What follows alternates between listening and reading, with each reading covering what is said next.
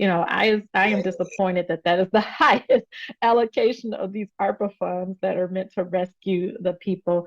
And the city isn't spending the money. It has to be spent by 2026 or to be returned. So only roughly about 20% has been spent so far. And when you see, understand how it takes time to create quality programming, right? To do the vetting, right? To make sure you're not giving public money to individuals who are going to do a scam or not use it right. It takes time. And it makes you wonder why the city of Detroit is running down the clock on this money, and what the last minute spend is going to be. No, nobody said that this was going to be a new nonprofit that's coming into the city of Detroit or here that's going to rehab these homes and find affordable homes for residents. It was just Mm-hmm. it was a contract. The land bank brought it before city council and it moved. So those 90 homes will eventually be turned over to a nonprofit. So we just need to assist our elected officials so that they can start really diving into some of these contracts that they're approving and maybe ask some questions. And I do know some of them do a good job with asking questions and moving stuff until they get answers. And it's a couple of them, but we do have some that don't ask any questions. So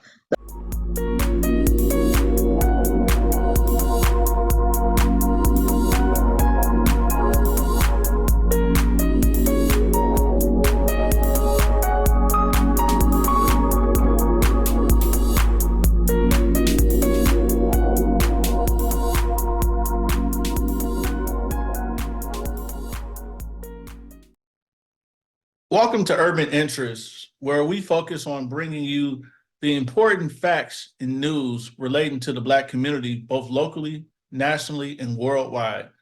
I'm your host, Robert Olive, and today we'll be looking at stories such as a new version of the iconic film, The Color Purple, will arrive in theaters just in time for the holiday season. And this December marks the 68th anniversary to the start of the Montgomery bus boycott.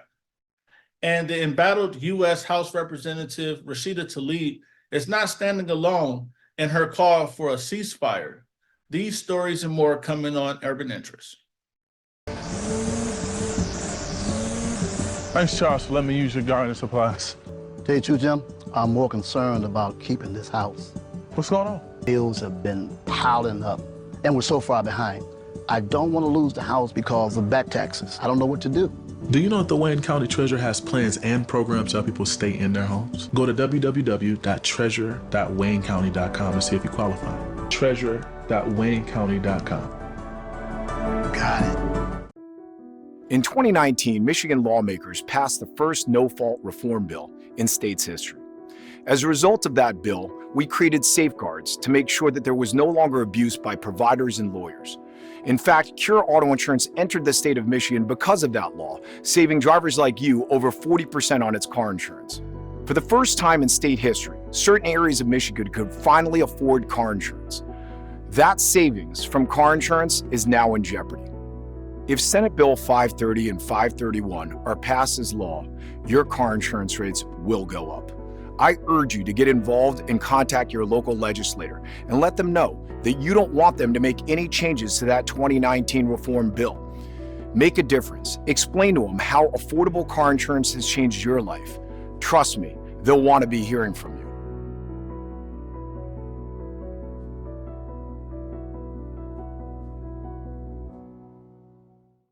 Detroit itself offers a lot. You just got to be willing to do it. People don't know what you need unless you open your mouth and say, I need help. What inspired me to get my GED was, it was always a goal of mine. But what made it possible for me to get it was the city of Detroit. They gave you everything you needed to succeed. Just pick up the phone, because you already got it in your hand. Get on the website. Detroit for life.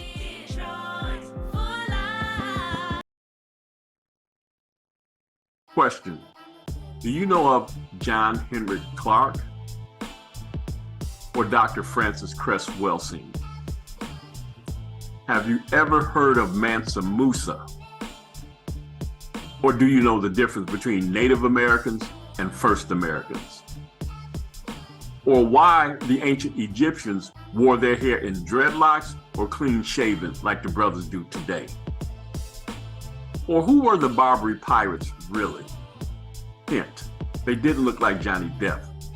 Or why Haiti has the lowest COVID rate and America the highest in the world. At UINTV, we have the answer to these questions and much, much more, because we are the keepers of our culture. Help us preserve this information and save it for your generations to come.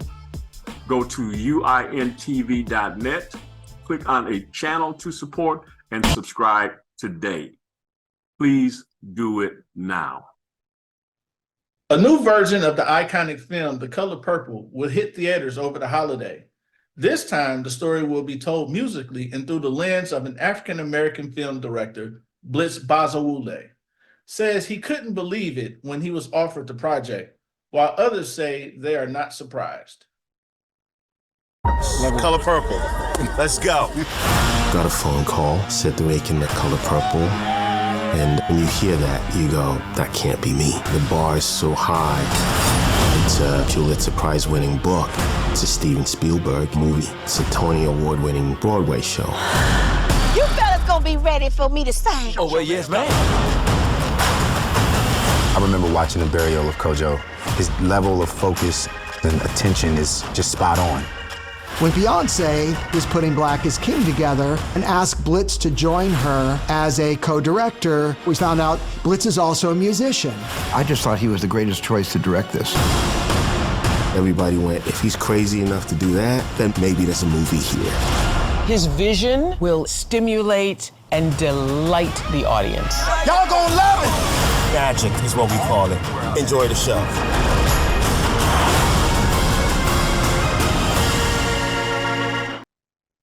The Color Purple opens nationwide Christmas Day.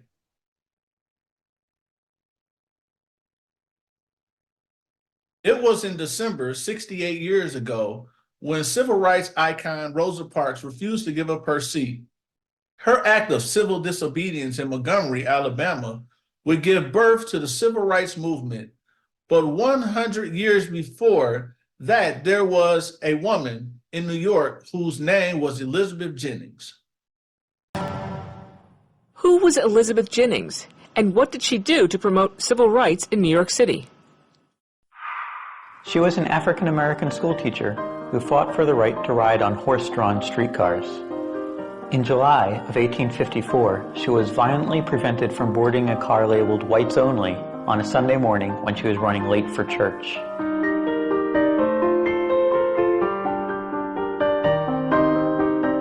Her family and other congregants formed the Legal Rights Association for African Americans that successfully challenged the policy in court. Future President Chester Arthur was hired as the attorney.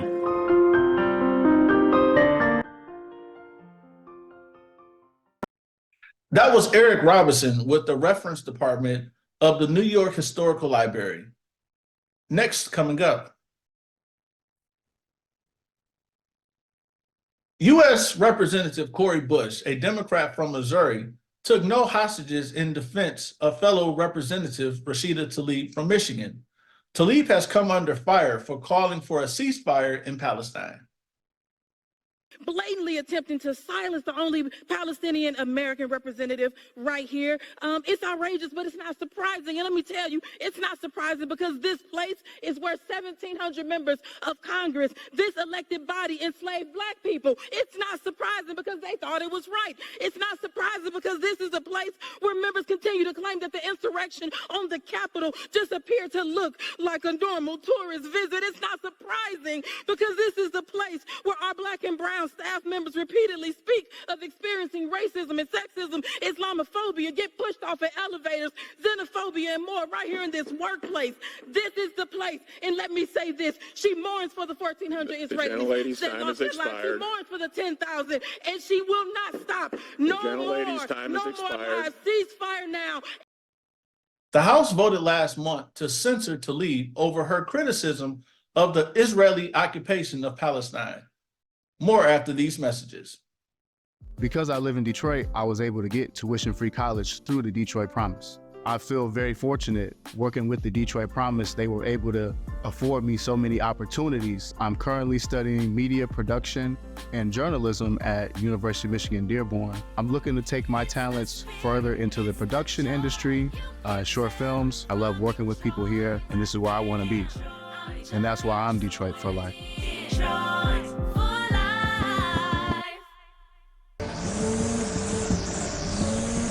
Thanks, Charles, for letting me use your garden supplies. Tell you the truth, Jim, I'm more concerned about keeping this house. What's going on? Bills have been piling up, and we're so far behind. I don't want to lose the house because of back taxes. I don't know what to do. Do you know that the Wayne County Treasurer has plans and programs to help people stay in their homes? Go to www.treasurer.waynecounty.com to see if you qualify. treasurer.waynecounty.com. Got it. 911, what's your emergency? Oh my God! A child just died! Signal 13 involving a child. The medicine route. It is time. Time to put the guns down. We've had enough. My future. My future. My future. Our futures are in your hands. Adults, put the guns down. Wanna play? Sleep. Walk to school. Visit my friends. I want to feel safe. It's time. Time to end gun violence.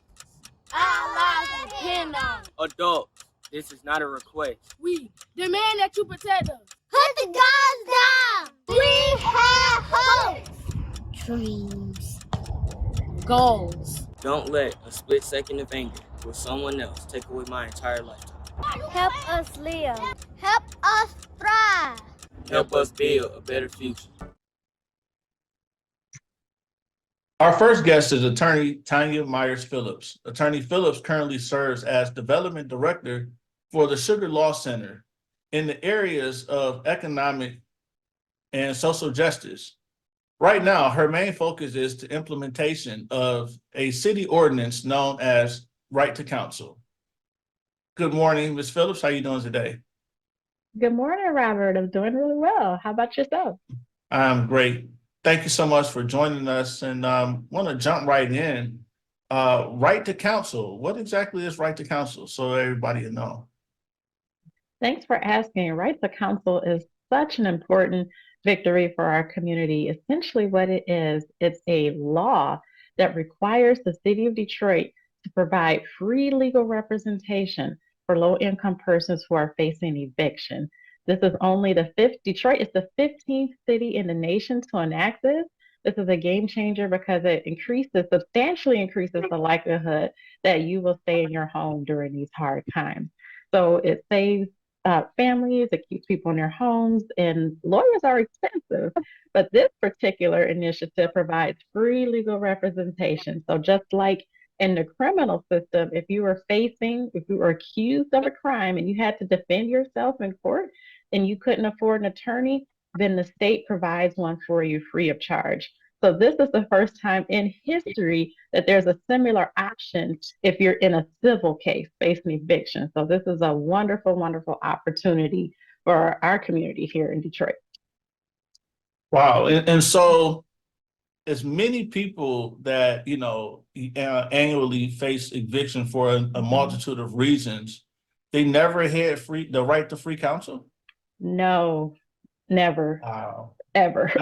That is some amazing information, especially how, housing is right up there next to your need of water as far as sustainability for your livelihood. And so great works that you all are putting together on that effort. What opposition have you all faced so far with trying to get this ordinance passed so that the people can have proper representation? Yes, well, unfortunately, the only real opposition that we faced was from the city of Detroit, from the Duggan administration, and that is very sad and unfortunate. However, the power of the people prevailed, and we were able to pass the law last year in May 22. But now we need additional help, and we need the city to completely implement the law. So we want 100% of individuals who are entitled to receive these services under the law to receive it. So now our main obstacle going into 2024 is full funding, full public funding, and full implementation. So basically what that means is, okay, we passed the law, we are thrilled about it. More people are being helped than any other time in history, but the law says 100%. And right now the city is only providing enough funding for roughly 50%. And the lack of funding, it's we have so much money available right now in the city of Detroit, particularly with the American Rescue Plan Act funds money that hasn't been spent. So lack of money isn't an issue, it's a lack of political will. The staffing for the Office of Eviction Defense, again, another huge win, is a staff of one person to make sure all resources are necessary for over 20,000 people facing eviction. So that's not equitable. So right now, our main battle going into the new year is moving the City of Detroit administration to provide the necessary resources so all of our community can be helped and receive their rights under this law. And what can we, the people of the City of Detroit, do to assist, as well as our other viewers that's worldwide? Well, you can raise your voice along with the Right to Counsel Coalition. And I'm going to put the contact information on the screen for you. So there will be a public meeting coming up in January. The date has yet to be announced. And during that time, City of Detroit residents and allies, across the state or across the nation looking at this issue can weigh in and say, hey, in 2024, we need this to be fully funded. We need this to be fully implemented. Look at all the people that were helped when you're doing half the job. Imagine what could happen. The state of our city could be completely changed if we would only invest in ourselves and fund this law. So the date of that meeting hasn't been announced yet, but we will know it by the end of the year. And that will be an excellent opportunity to weigh in, to come to the meeting, to email, to call, and hey, just walk alongside us all year long. That would be tremendous. So I'm going to make sure to put that contact information in the chat here. Okay. And I can give the website right now. It's drtcc.org. You can just give us sign up on our contact list there. You can follow us on Facebook, and you can also call 313-993-4505. So those are 3 ways, and I'll make sure I put all of that information in the chat. So yes, let's link arms and continue to make change in 2024. Most definitely. We'll make sure that you get an opportunity to also share that again, before this interview is over. And so why do you think our city government, sounds like specifically the mayor's office, is giving you so much blowback on a serious situation like this? We know that there's a high number of homelessness going on, since all the evictions after COVID or since we opened back up. So why is there so much blowback that you guys are receiving for a serious situation? I don't have a good answer for that. The administration typically doesn't issue formal statements, but from what we've seen, there's been a willingness to talk the talk, but not walk the walk, and it comes down to money. This isn't a inexpensive program, and we didn't find ourselves in this housing crisis overnight. So in order to fully fund the ordinance to make sure that everyone has legal representation and to do the community outreach to be able to prevent some of these evictions in the first place, then it's roughly a $28 million investment in ourselves. But as community coalition members, well, first of all, we're worth it, no matter what the price tag is, honestly, when you look at the state of housing and how it connects with all these other social ills in our city and in our communities' lives. But notwithstanding that, we did work with a renowned national expert to do a cost benefit analysis, and that's the Stout firm. We can put a link to that share a link with the viewers as well. But that demonstrates that for every dollar that's invested in right to counsel or making sure that these resources are available to prevent evictions, there's 3 times the return on public investment. So you're not losing with this. It's a larger investment, financial investment up front, but we realize the returns in the long run. So that is, what I believe the opposition is not a willingness to invest these resources in poor people's lives. So when we talk about housing and the poor, what does the landscape look like today? It certainly could be a lot better. It certainly could be a lot better.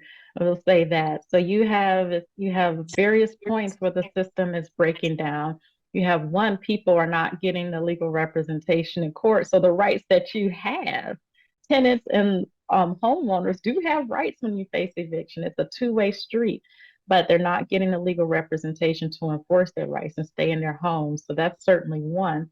Two, you can look at the quality of and quantity of affordable housing, and the city is not making that investment. Another effort that I'm involved in right now that overlaps with this work is community benefits agreements, and essentially the city is very excited about market rate or beyond market rate investments, providing our tax dollars for very wealthy individuals and housing developments that the majority of our community members can't afford, but seems to be less willing to invest in affordable housing and those supportive pillars like right to counsel to help people stay in the housing that they already have. Staying in your home is probably the number one most immediate thing that we could do with this crisis. So it's not great. And then in terms of managing the public assets we have, there's been investigations about the Detroit Housing Commission not overseeing the quality of those living conditions. And even the publicly owned housing stock is too often in bad repair, and community members' concerns are not being addressed. So there's a lot of work we could do, but we can look at that, as an opportunity to do right and to turn this around. And it is not too late to make the kind of investments we need in prevention of people losing their home through the right to counsel, and looking ahead, looking at the next generation and really investing in housing that the majority of community members can afford. Most definitely. And so a lot of the people, in conversations I hear says that, the mayor or the city of Detroit is trying to, kick the original people out. Mm-hmm. And do you think that their fight against something that's so needed could potentially be one of those tactics to be able to do that? Well, I certainly see why people think that. At best, it's certainly an apathy to the need of our individuals. Either one, whether it's intentional or unintentional, just apathy is inexcusable from those who hold public service. You're supposed to make laws and public policy to address the needs of the majority of people in this community, and the majority of people in this community need and deserve these supports to remain in their housing. Definitely. And so do you have the statistics on the number of people who have been displaced? We can say in the last year or since COVID opened back up. So for the last year, we are awaiting those final statistics. So I don't have them, unfortunately, for this year in 2022. What we do know, what we have received from the Office of Eviction Defense, is approximately 22,000 have faced eviction. And we're waiting on those final tallies and final outcomes to see how those cases, how individuals landed at the end of the day. But the amount of people facing the trauma of eviction and going through the court system is not good. So we need to fully fund and fully implement this law to get those numbers down.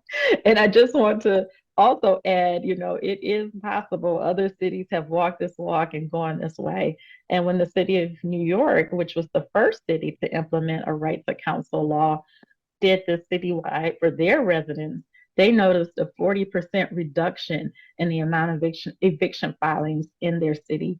So when you decide to get serious and invest in our people and invest in our community, it does work. We just need that level of accountability in the city of Detroit. Most definitely. And 40%, that is a big number, of people being able to stay in their homes. Like I said, especially, with the weather and things like that we have here in Michigan, and especially with the low number compared to decades ago of Black homeowners in the city of Detroit.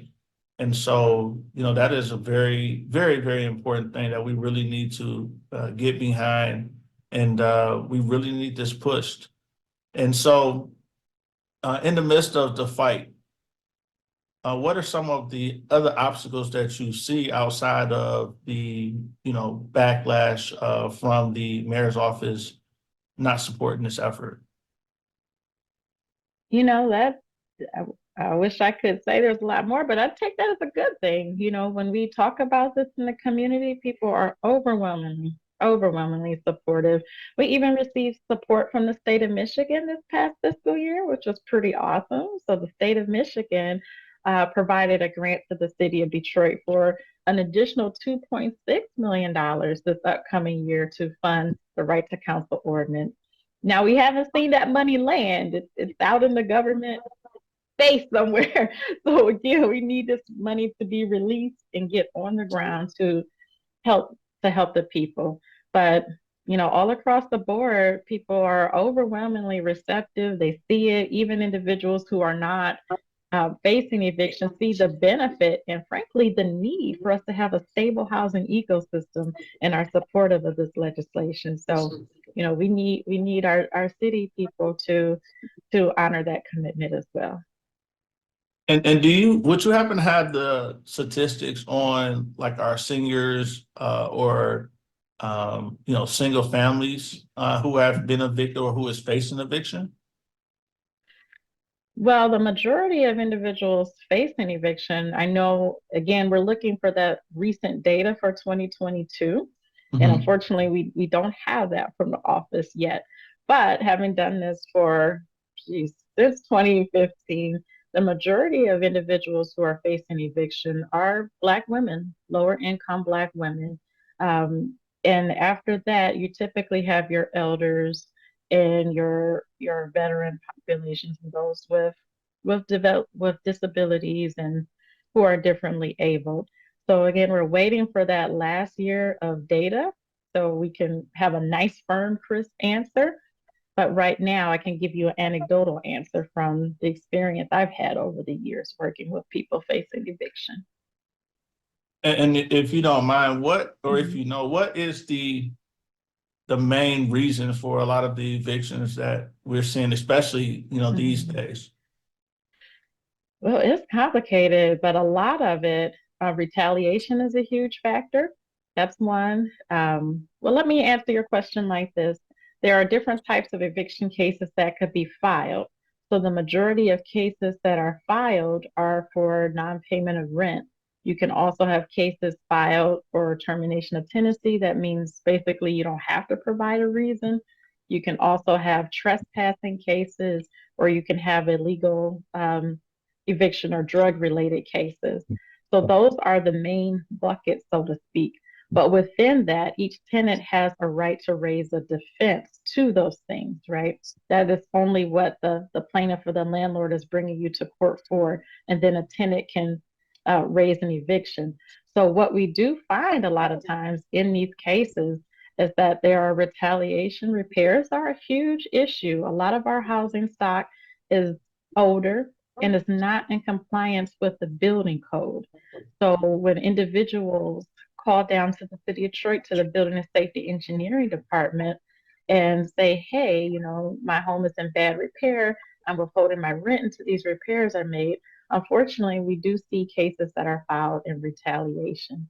You also have interesting contracts, we should say, land contracts and kind of rent to own contracts that are not written in the homeowner's best interest. They can be kind of squirrely. So they can be good in the fact of providing Detroiters with an opportunity for home ownership. So I don't want to say we don't need those tools, but you do need an attorney to review those contracts and make sure that they're worded in a way that's not designed to fail at the end of the day. So we do see those as well. And as a result of our tax foreclosure crisis, which is a whole nother piece, sometimes you see new owners purchasing properties and not telling the tenants about the status of the property going into foreclosure, and basically continuing to take that money as long as possible, and the tenant just not being aware of what's going on. So a little bit of misrepresentation. So it is complicated. I will say that it is complicated. And even some of the cases alleging non-payment of rent, then you have to look at the ledgers and see if the amount filed in the complaint is, if that's accurate. And sometimes tenants, they have their receipts, they have their documents, and it's not reported accurately. So all of these things are reasons why in a legal process, you need legal representation to be able to take that file apart, to go through and make sure that all elements of the law were upheld. So I hope that answer didn't go on too long, but it can get complicated. Mm-hmm. Well, is there any last things that you would like to share with individuals who potentially could be facing eviction and unfortunately don't have the ability to receive attorney due to lack of funds? Is there anything that you would like to, any tips that you would like to give to people? Sure. Let me give another number as well, because even if the city isn't doing what it's supposed to do, you still should call. You still should go to court. You still should say, I need legal representation. As many times as you need to say it and relay it to the judge, keep saying it, okay? And the first step, once you get a paper in the mail saying that you're facing eviction, I want listeners here and viewers to call this number. This is the Detroit Housing Helpline. It's 866-313-2520. And I'll leave that as well, but repeat it. That's 866-313-2520. You can also begin looking at self-help resources through michiganlegalhelp.org. So if you're facing evictions, call no matter what. Call, and when you go to court, show up to court no matter what. You know, when you get a notice, don't unilaterally just start moving. You know, you don't have to move unless and until a judge signs a paper and says you have to move. So call that number, go to Michigan Legal Help, contact us at the Right to Counsel Coalition so we can keep track of what's going on, who's getting help and who's not getting help, so we can continue fighting on that latter point. But don't give up. Go to court. Tell the judge, yes, you would like legal representation. And if legal representation isn't available for that day, ask if you can come back another day. But keep trying. Don't give up, because this is what we're fighting for in our community. Well, thank you so much, Attorney Phillips, for your time and for this priceless information that you shared with us. She gave us our marching orders, residents of Detroit, so we need to make sure that you tap into your local legislative, city council, and things of that nature, the mayor's office, and express just how important this right to counsel is. And until next time, greatly appreciate it, and make sure that you get in contact with the Rights of Representation group. So thank you. Thank you so much. It's a pleasure to be here this morning. Question. Do you know of John Henrik Clark or Dr. Francis Cress Welsing? Have you ever heard of Mansa Musa? Or do you know the difference between Native Americans and First Americans? Or why the ancient Egyptians wore their hair in dreadlocks or clean shaven like the brothers do today? Or who were the Barbary pirates really? Hint, they didn't look like Johnny Depp. Or why Haiti has the lowest COVID rate and America the highest in the world. At UIN TV, we have the answer to these questions and much, much more because we are the keepers of our culture. Help us preserve this information and save it for your generations to come. Go to uintv.net, click on a channel to support, and subscribe today. Please do it now. Joining Urban Interests for this segment is Michelle Jackson, a fourth-generation farmer and the founder of Sustainable Community Farms in Detroit. And we were blessed to have the opportunities for Attorney Phillips to stay over to be able to join in this conversation as well, as we see how important build the community is as a whole and how everybody plays a part. Michelle?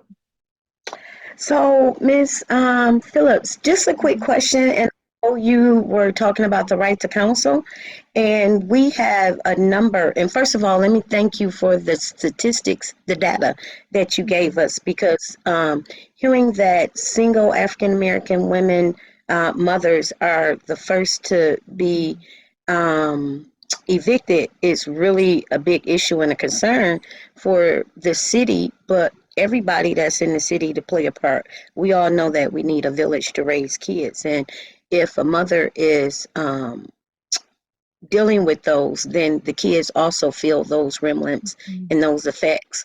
But I had a quick question about when folks move, or if you're living in a structure, apartment building, and the owner does not pay the bill, but then you have a whole slew of folks in the building that are affected by either the water being shut off, the heat being shut off. Most of the time it's either the heat or the water. And they've paid bills, and then the city has to come in and maybe relocate them. Does the city actually go against that particular owner? Do you know if the city does anything? Because what I do know is that when they are removed or they have to leave, they normally don't get back to that particular part. They do renovation, and then the rent is higher, and then the same people are not in the building anymore. So it's almost like the city plays that role with the owner. So do you know how that works with the city? Well, Michelle, you are right on it. And unfortunately, that's a sad thing that we see. So there are ways that it could go, and in ways that unfortunately it goes more often than not.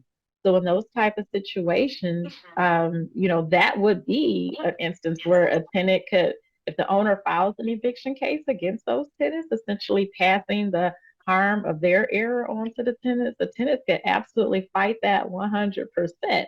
And of course, the judge determines what's right at the end of the day, but that is the defense. You paid your rent, you paid your bill, but the owner didn't pay their bill. So they could be successful and prevail. But if the city kind of steps in and enforces that there needs to be a wide scale renovation and the tenants are going to be temporarily relocated, in theory, that could be a good thing, but we're coming back to the real thing. It's good if the city is making property owners keep up their property and fix things. That's good. So I have seen those type of actions. I've seen temporary assistance provided through hotel vouchers and things of that nature, housing placement assistance.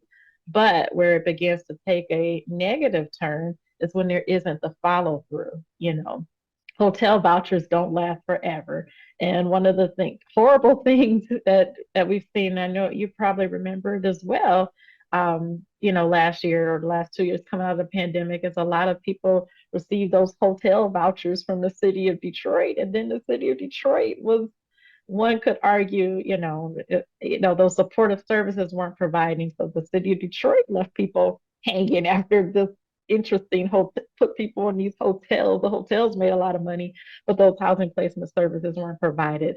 Then you do see people relocated, and that's where the the accountability stops, but there is not that effort to continue to follow people, to walk alongside them and enforce, make sure that property owner brings those people back. So what I've seen a lot, unfortunately, and as you've seen, and we know, what is the sad reality is that people are located or relocated, but there's not that effort to make sure they can come back home. It's not there. It's absent, unfortunately. Yeah, so I was just thinking too, even with DTE, and the water department, we have had so many dollars to actually flow through our area, the ARPA funds and other funds, and it goes to places that really that the city decides or that our mayor puts up, our city council kind of approves and moves it, but it's really not for what it was intended for. So, and so, just really wondering, I kept hearing some concerns about some Harper funding that went to help to tear down or do some demolition. And so how does demolition during COVID help residents if it's for demolition? So how, so a lot of times we hear things and, we see some remnants, but we really just don't understand. With the land bank being the arm of the city and them having so many properties, I do know that we was a NAC member. So for the Stellantis, we did sit on the NAC for Stellantis. Now, I was one of the ones who, signed no. I didn't sign at all because I had a problem with the air quality, the environment. However, the land bank received $500,000 to rehab property on Beneteau, and then the homes are going to sell for $100,000 or more when the community was supposed to be involved, where they went out and actually chose the homes that they figured that were in their database that would be more feasible to rehab and then put back on the market. Those particular homes should be used for the community. Those homes should be able to house a family or two so that they could be somewhere safe, somewhere that's updated, and maybe, they're there for 6 months or a year or something like that. Because why are projects that come in going to city programs that are really not benefiting the city residents or the members in that impact area? So that was something too. And to see that they're going to rehab 4 homes and they may actually be on the market for $100,000 or more. I mean, like, where does that money, how does that money actually go back into the community? And how is it going to look in a couple of years when somebody purchased that property and it's not for the residents in the community? Those folks cannot even, the folks who live on the block cannot even get a mortgage for that. Not only that, one last thing I'll think about is that we really need to help our city council. And when I say help, I mean in the wake of, I notice that sometimes when I'm on city council on Tuesday morning and they have to approve certain things, it really is interesting to see what they have questions on and what they don't. And so I don't remember the name of the nonprofit, but 90 homes were sold or will be sold to a nonprofit that just about either the nonprofit was dissolved and they put their paperwork back together. But when it came across city council for the land bank to sell these 90 homes, I don't believe that it was any questions and it went through. And so my only concern with, are we sure that the folks who are buying the homes for $130,000 or $140,000, these 90 properties, have the money or have the connection to be able to rehab these homes? And if so, when they rehab them, what is the actual plan? Because I didn't hear any of that on and 90 homes is a lot. So we had some people who years ago rented out a whole lot of property, but they were not doing the right thing. They eventually got shut down. But look how long it took, and look at all the trauma that went in place with those particular residents. So, nobody said that this was going to be a new nonprofit that's coming into the city of Detroit or here that's going to rehab these homes and find affordable homes for residents. It was just it was a contract. The land bank brought it before city council and it moved. So those 90 homes will eventually be turned over to a nonprofit. So we just need to assist our elected officials so that they can start really diving into some of these contracts that they're approving and maybe ask some questions. And I do know some of them do a good job with asking questions and moving stuff until they get answers. And it's a couple of them, but we do have some that don't ask any questions. So those are the ones we need to help out. Yeah. Yes. Right. Oh my Yes. goodness, Michelle, you said so much. So much. It's so much in what you said. I mean, where do you start? Well, with the ARPA money, I'm glad you came back to that. That's public money. That isn't, some grant from some billionaire philanthropy person. Okay. That's our money. It's our money. It's public money. And Detroit received the 5th highest allocation of that money in the nation. It's almost $1 billion in that public money that is supposed to go to rescuing the people, right? How does demolition end up being the largest category? Doesn't look like a rescue to me of individual people. And the demolition concern or industry, has been going on way before the pandemic. So, I am disappointed that is the highest allocation of these ARPA funds that are meant to rescue the people. And the city isn't spending the money. It has to be spent by 2026 or to be returned. So only roughly about 20% has been spent so far. And when you see, understand how it takes time to create quality programming, right? To do the vetting, right? To make sure you're not giving public money to individuals who are going to do a scam or not use it, right? It takes time. And it makes you wonder why the city of Detroit is running down the clock on this money, and what the last minute spend is going to be. So we do need to continue talking and helping our council members with these questions. Some are definitely, asking more than others. So I agree with you. We need to help them out, with how the land bank functions or doesn't function in these community benefit agreements to make sure that our money is being used for the public good. And if we don't have housing, I often say, along with others, you don't have anything if you don't have housing. And we just have so much to do from a public policy standpoint, from a humanitarian standpoint, from a basic decency standpoint to support our residents in housing. So the money is there, the resources are there. We have so many talented people and organizations in the community that can manage these type of programs, but we need the political will to do it. We need the political will. You are absolutely right. On one last note, I'll tell you a little bit about what's going on in District 4. So we are actually hoping, keep your fingers crossed.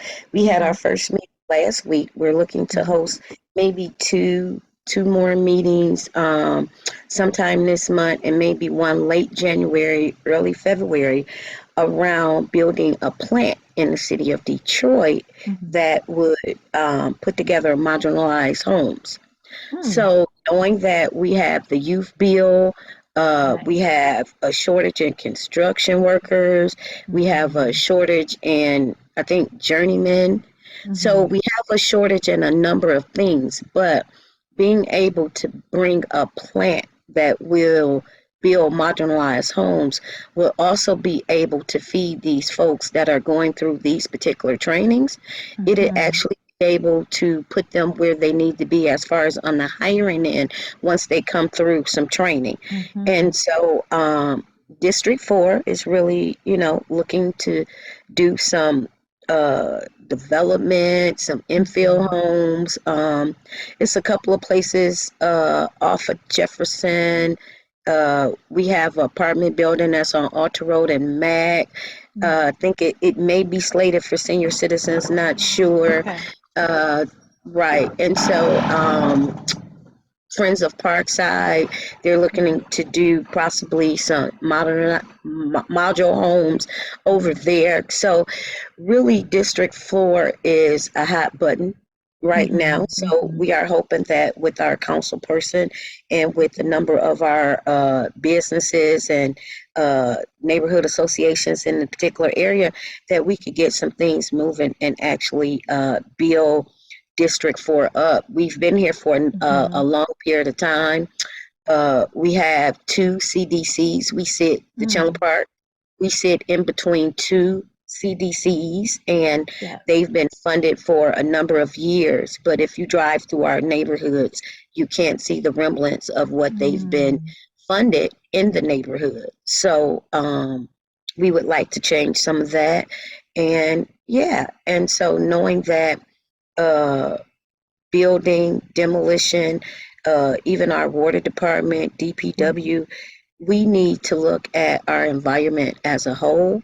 And so, and so just one of the other things that I'm working with right now is composting in the city of Detroit. So we do get funding from a couple of foundations throughout the last few years to go to other cities to see how they're doing what they're doing. And so one of the things over the last few years was looking at how Minneapolis, Vermont, and Seattle and Baltimore does curbside pickup for food scraps. And so compost is really sort of like a finished product that we use, and a lot of urban farmers, growers in the city of Detroit, each year they actually buy it. So they're buying it from elsewhere and bringing it in. So we made mention of demolition on this particular call, and what we've noticed in our particular area here in Chandler Park is that a number of the homes that were torn down, it took them like 20 years to tear the properties down. Wow. Yeah, and so with tearing the properties down, they left all the trees. And so, weed trees, because they were not necessarily planted trees. So there is a difference. And so a lot of times demolition will come out and tear down property. And if property has been sitting vacant and open for a number of years, you've had trees that actually grow up through the property. It might actually mess with the foundation. But the biggest problem we've had with demos is the land bank property being next door and the tree roots getting in their particular drains where they have to do a lot of work. And so we're hoping to work with demolition, DPW, because there is something in the charter where Detroit is really supposed to have a solid waste plan. We don't have that yet, but the Green Task Force, Maddie from DPW is the recycling coordinator. She's working on some plans to help us move the zero waste plan through the city of Detroit. And even looking at WM, which is Waste Management, is building a new facility. So right now, looking at compost in the city of Detroit, it really is a time that if we can keep it local, if we can have smaller sites throughout our districts, we can actually keep it local and empower our residents to be able to collect, sort, use what they, the food scrappings, have drop-off sites at the farmers market, things like that. And eventually we can actually help demo to do some fill-ins those holes, instead of bringing us the crap that they bring out, where we have to call and say, hey, can you come out and look at this site because we don't think this soil is right.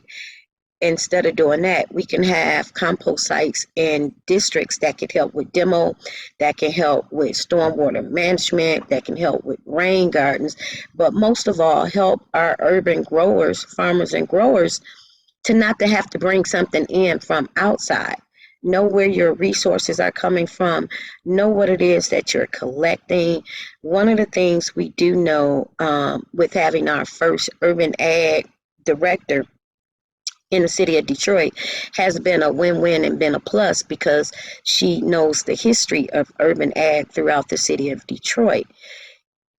We have a number of folks that are growing, but we have only one or two organizations that actually feed and assist them with resources.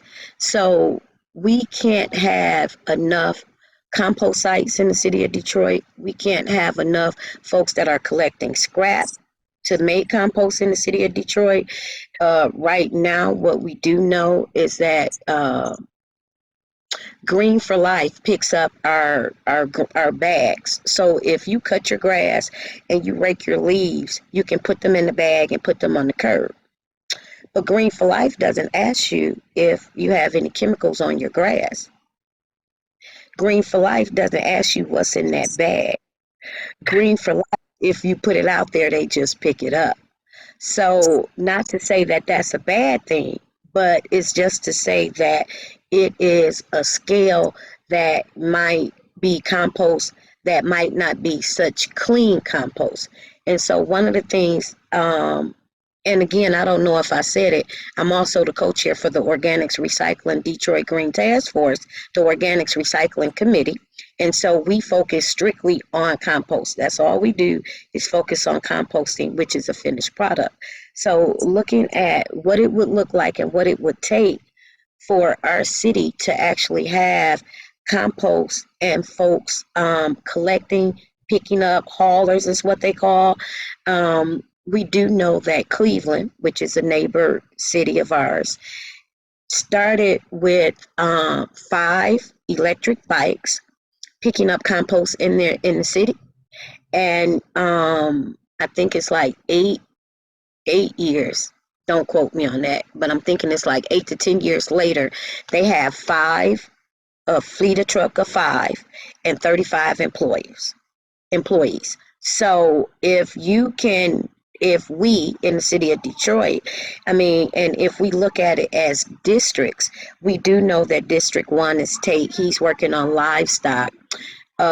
We also know too, she's looking to maybe do a litter campaign. But just overall, all of the city council folks, Benson is actually over the Green Task Force. But looking at how we work and working in conjunction with the city council, how we can move some of this stuff in the city, but really keeping it local. We don't want it to go to the big businesses. We don't want it to go to Waste Management. We don't want it to go to Green for Life or Republic. We really want to keep it local. And then if you look at some of these plans that have been around for a number of years, and I'll speak on them, on the 3 plans.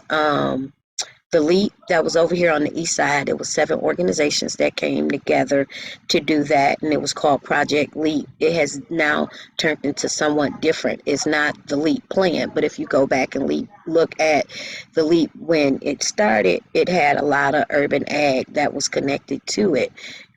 Second, we had Detroit Future City, which they did the 50-year plan that a lot of people are familiar with.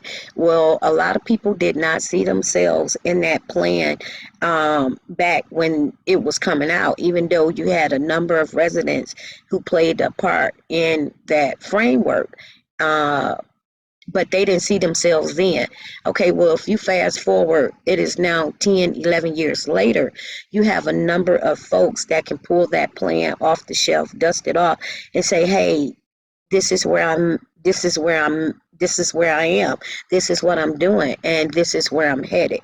So, the employment piece that was in there, but also the open space that was in there is moving.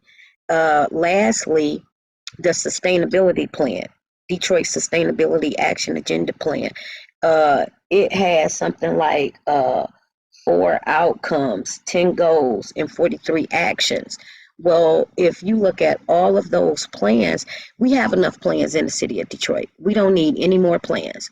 What we need is money to move those plans, but also to the folks that are actually moving the plan, we need to ask Kresge if we can connect so that we can actually see how these plans are moving. And so hopefully Impact Detroit was a table that we used to sit at, and the framework from Detroit Future City was what was laid and everybody agreed upon, is that the table was there to move the framework for Detroit Future City. So hopefully 2024, the table will, revive again, and compost will be able to move in the city of Detroit. A number of plans, the urban ag along with that, will be moving. Hopefully our urban ag ordinance that came about 2013, that was revised to add the livestock or to do some things with livestock in August 2018. Hopefully with Maddie and DPW and the zero waste, the solid waste plan, we'll be able to see a lot of things moving in the city of Detroit. Well, thank you so much. A lot of great information has been shared today. Attorney Phillips, with making sure that we have proper representation for those who are facing eviction, gave us our marching orders, and so did Sister Michelle Jackson, pertaining to composting, which is so important. We most definitely need to make sure that we follow up and get more information as it relates to composting and how beneficial it could be to the community. As we see, a number of residents have been on top of their job with recycling, and composting is the next phase of helping making sure that we keep our community safe and clean, and our environment as a whole. So thank you both for joining in today and for the great information that you all have shared. And we have more after these messages.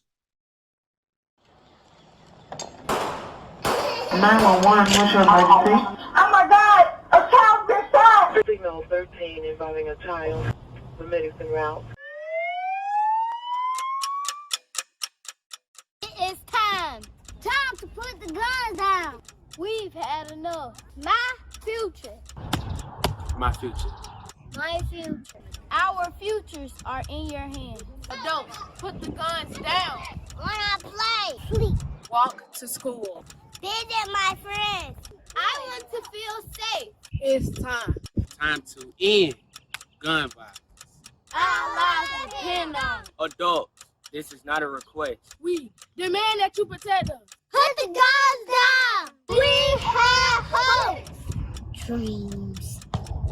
Goals. Don't let a split second of anger with someone else take away my entire lifetime. Help us live. Help us thrive. Help us build a better future.